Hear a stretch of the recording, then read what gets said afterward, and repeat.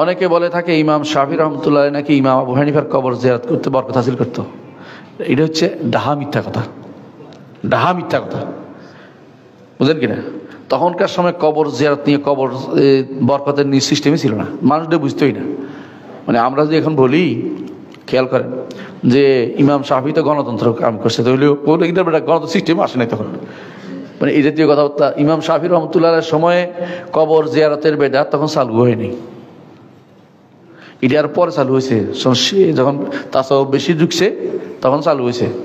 বরং ইমাম শাফি রহমতুল্লাহ আলাই কখনো ইমাম আবু হানিফা রহমতুল্লাহ কবর জিয়ারত করে বরকত, এই জাতীয় কথা মিথ্যা কথা।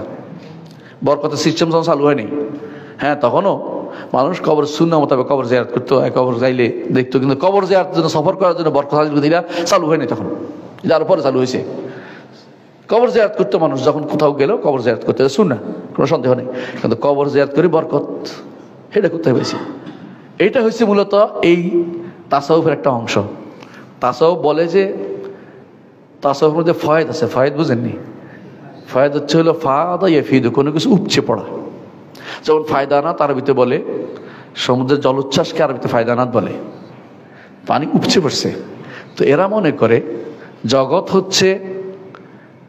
হচ্ছে আকরুল ফাকালের উপচে পড়া জিনিস। তারা আল্লাহ বলতে কিছু বোঝে না, উপচে পড়া। এই যেখান থেকে তারা ফয়েজ নিছে, নজরিয়াতুল ফয়েজ একটা আছে, একটা দৃষ্টিভঙ্গি আছে, একটা নীতি দর্শনে আছে, এটা একটা।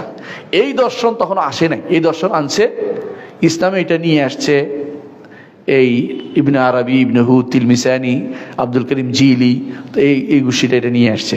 এর আগ পর্যন্ত এই ফয়েজ বরকতের সিস্টেম ছিল না। ফয়েজ বরকতের যেটা এগুলো আরবি কোনো বইতে পাবেন না, আগের বইতে, পরবর্তীতে এগুলি চালু করছে, এদের মধ্যে এইগুলো ঢুকছে। এই জন্য ফয়েজ বরকত, হুজুরকে বরকত দিয়ে যান, এগুলো বলা জায়েজ নেই, বুঝছেন তো? দাওয়াত দরকার।